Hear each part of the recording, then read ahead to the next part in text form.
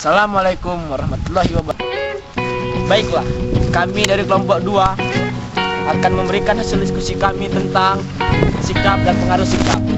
Saya di sini adalah Yudanda Dali Marta, dan saya akan memperkenalkan teman-teman saya yang membantu saya dalam mengerjakan diskusi ini. Rekan saya yang pertama adalah saya Sri Asrianti. dan rekan saya yang kedua, Hai, saya Ramusia. rekan saya yang ketiga,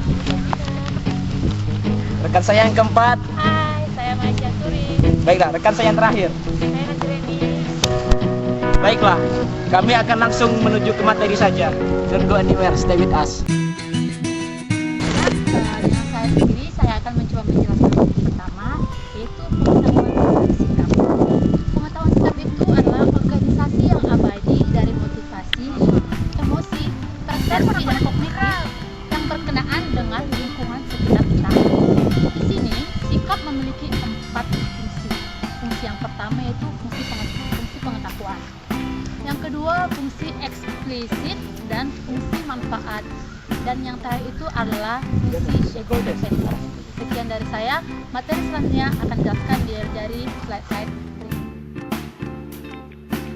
Pengertian sikap.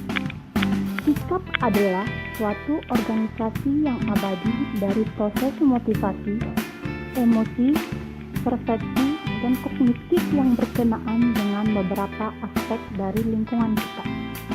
Ini adalah kecenderungan yang dipelajari untuk merespons secara konsisten tentang menguntungkan atau tidak menguntungkannya suatu objek tertentu.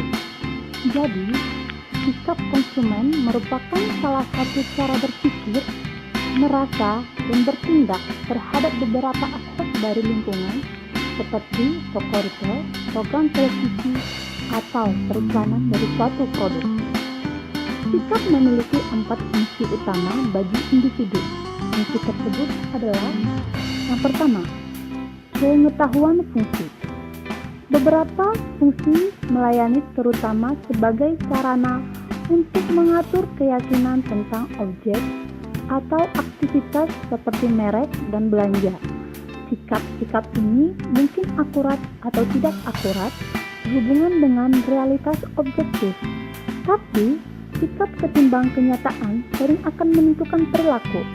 Sebagai contoh, sikap seorang konsumen terhadap minuman cola, mungkin mereka semua merasa sama.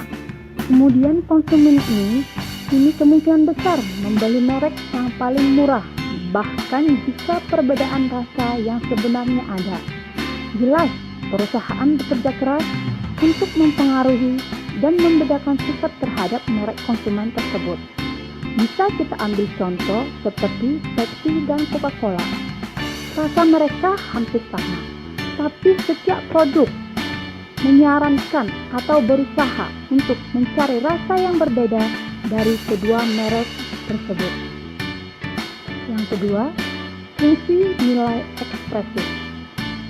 Sikap lainnya dibentuk dan berfungsi untuk mengekspresikan nilai-nilai sentral individu dan konsep diri. Dengan demikian, konsumen yang menghargai alam dan lingkungan cenderung untuk mengembangkan sikap tentang produk dan kegiatan yang konsisten dengan nilai tersebut.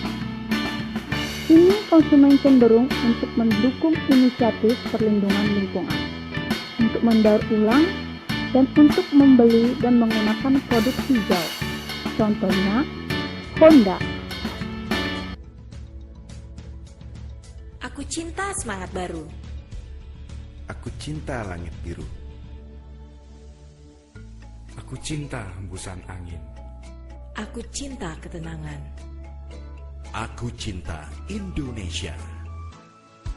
Honda ingin mewujudkan kehidupan yang lebih baik dengan mempersembahkan kesempurnaan teknologi untuk Anda, kita, dan Indonesia.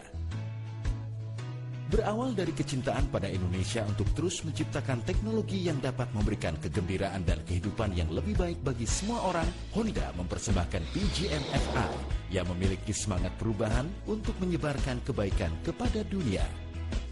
Sebuah teknologi yang bersahabat dengan lingkungan sekaligus memberikan arti berkendara yang sesungguhnya bagi Anda.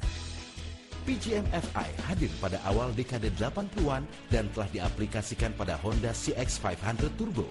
Evolusi pengembangan teknologi PGM-FI hadir di Indonesia pada tahun 2005, sekaligus menjadi pelopor lahirnya teknologi fuel injection, menghadirkan produk-produk unggulan Astra Honda Motor hingga saat ini sebagai bukti kepedulian Honda untuk Indonesia yang lebih baik. Yang ketiga, fungsi manfaat. Orang cenderung untuk membentuk sikap yang menguntungkan terhadap benda-benda dan kegunaan yang bermanfaat, dan sikap negatif terhadap mereka yang tidak. Pemasar sering janji imbalan dalam iklan dan melakukan pengujian produk yang luas untuk memastikan produk yang memang bermanfaat. Di sini, ada harga positif terhadap produk akan membuat konsumen membeli produk tersebut. Yang keempat, fungsi ego defensif. Orang-orang membentuk dan menggunakan sikap untuk mempertahankan ego mereka dan self-image terhadap ancaman dan kekurangan. Produk dipromosikan sebagai yang sangat kuat dan dapat dilihat baik oleh orang-orang yang aman dalam maskulinitas mereka, atau individu yang merasa terancam dalam situasi sosial dapat membentuk sikap baik terhadap produk bergaya dan populer, dan mereka yang menjanjikan sukses atau setidaknya keamanan dalam situasi seperti itu. Suatu produk menjanjikan kekuatan atau keunggulan mereka terhadap seseorang yang menggunakan produk tersebut. Ini menjadi catatan sejarah benar-benar di luar dugaan. Begini cara seorang juara, dan dia menang, membuat rekor baru dunia. Sekali lagi Yamaha menjadi juara 1, 2, dan 3. Inilah sang juara baru dan runner-up Lorenzo.